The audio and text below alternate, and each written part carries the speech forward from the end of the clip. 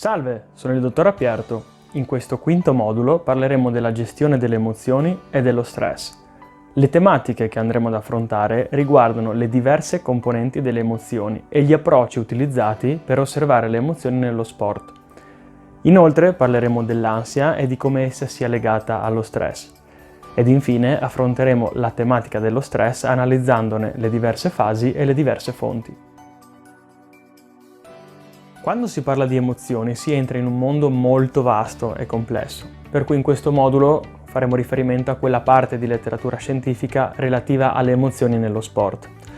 Secondo la definizione formulata da Dacey, l'emozione è una reazione ad uno stimolo, che comporta modificazioni a livello fisiologico.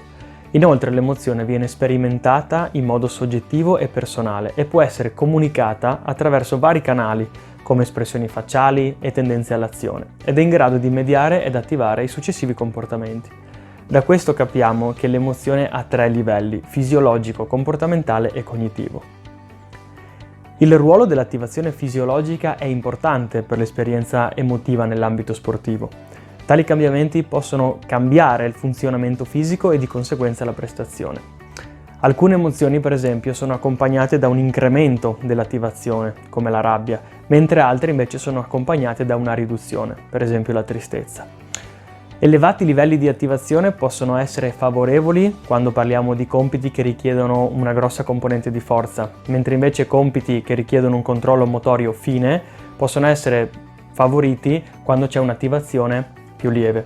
I livelli di attivazione quindi vanno monitorati e controllati durante lo svolgimento di allenamenti e gare al fine di trovare il giusto mix per una prestazione eccellente. Inoltre, ruolo centrale e perno della reazione emotiva sembra essere il processo cognitivo, ossia la valutazione soggettiva dello stimolo. Non si reagisce in maniera emotiva ad un qualcosa che percepiamo come insignificante o non rilevante. Le persone sono solitamente felici di qualcosa, tristi per qualcosa, intimorite da qualcosa. Ciò non significa che il soggetto sia sempre consapevole del motivo per cui sperimenta l'emozione, perché il processo può avvenire anche inconsciamente. Inoltre, con il concetto di tendenza all'azione, quindi l'aspetto comportamentale, ci si rivolge al fatto che le emozioni incidono sui successivi comportamenti. Per esempio, un calciatore che si sente imbarazzato per aver eseguito dei passaggi errati potrebbe non chiamare più la palla per evitare di ricadere in ulteriori errori. Oppure l'atleta potrebbe ricercare il possesso palla il più possibile per dar prova delle sue reali prestazioni e per rimediare a quel senso di colpa. Il verificarsi di queste tendenze all'azione ha una forte implicazione per il comportamento nell'ambito sportivo. Può infatti portare verso l'obiettivo così come allontanarsi da esso.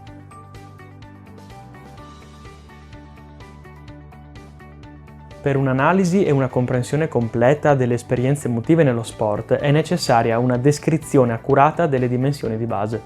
L'approccio multidimensionale proposto da Anin, che è uno psicologo russo che ha studiato a lungo le emozioni nello sport, prevede 5 dimensioni base per descrivere l'esperienza emotiva come componente di diversi aspetti biopsicosociali legati alla performance. L'esperienza emotiva si manifesta sempre in qualche forma, prima dimensione, soggettivamente percepita e osservabile. Ha un contenuto specifico o qualità, quindi positivo, negativo o funzionale disfunzionale, seconda dimensione. Ha un aspetto quantitativo, quindi ha un'intensità, terza dimensione, ed è un processo che si svolge nel tempo, quarta dimensione, e in un contesto particolare, quinta dimensione. L'esperienza emotiva viene analizzata secondo l'approccio biopsicosociale perché quando gli atleti descrivono la loro prestazione utilizzano parole che non sono solo riferite alle emozioni, ma fanno riferimento anche alla componente cognitiva, motivazionale, corporea, comportamentale, eccetera, eccetera. Quindi questo sembra essere l'approccio che meglio si adatta a studiare le emozioni nel contesto sportivo. Per identificare le esperienze emotive rilevanti e funzionali per un atleta, il modello IZOF, Individual Zone of Optimal Functioning, propone che gli atleti utilizzino il proprio vocabolario per spiegare le esperienze emotive.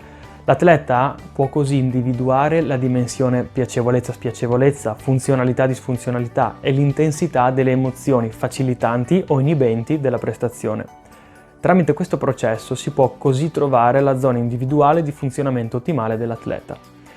Con questo modello l'atleta può valutare e categorizzare l'esperienza emotiva provata nella prestazione sportiva e i relativi effetti prodotti sulla prestazione.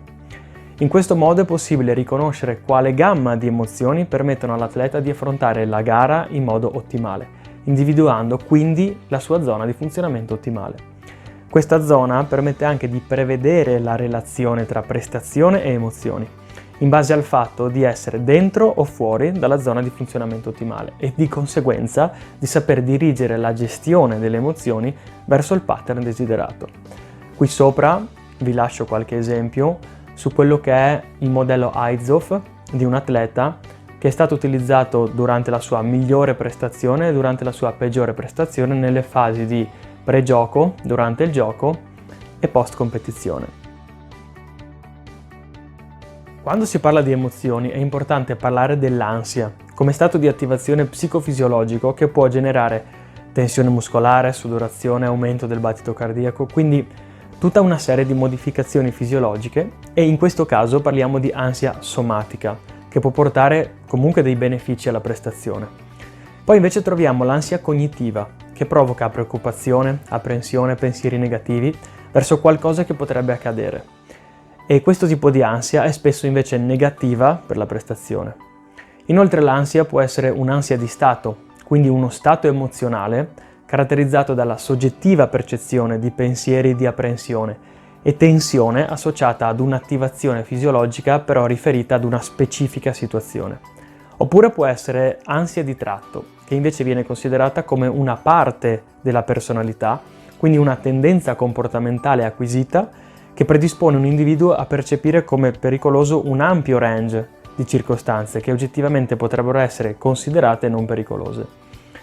Quando si lavora con gli atleti è importante tenere a mente tutte queste considerazioni per imparare a gestire l'ansia che, in quanto genera uno stato di attivazione, se gestita adeguatamente, può diventare veramente un grande alleato per gli atleti.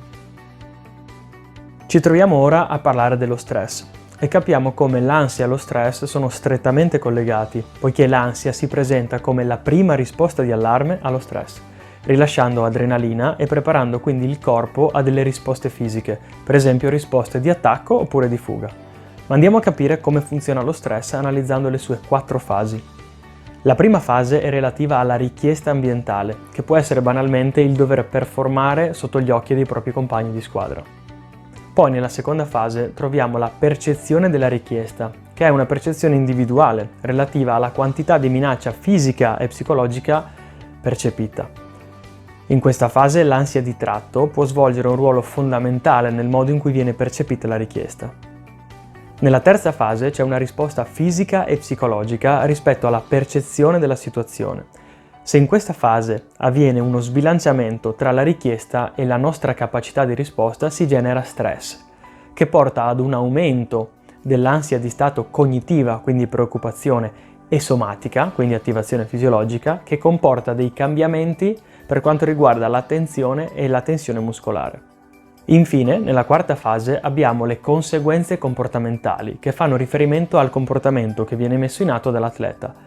Riferendoci al nostro esempio di prima, l'atleta potrebbe sentirsi eccessivamente minacciato dalla pressione dei compagni ed esibirsi male. Questo può portare ad una valutazione sociale negativa e nel momento in cui si ripresenterà questa situazione, quindi ci sarà la stessa richiesta ambientale, la valutazione sociale negativa diventerà una richiesta aggiuntiva al compito. Quindi ritorneremo così alla fase 1 e capiamo come tutte le 4 fasi sono interconnesse tra di loro. Infine, parlando di stress, è utile individuare quali possono essere le fonti dello stress. Tra queste troviamo le fonti personali, che possono essere delle caratteristiche di tratto, quindi sono intrinseche alla persona, come l'autostima, quindi valutazioni riguardanti noi stessi e il nostro valore, che possono portarci a volte a resistere molto bene alle sconfitte oppure a esserne travolti. O anche il perfezionismo, che può portare a eccessive preoccupazioni relative al fatto di non commettere errori. Inoltre ci sono delle fonti che sono invece situazionali, che riguardano quindi la percezione soggettiva del contesto e dell'ambiente circostante, che possono essere facilitanti o inibenti.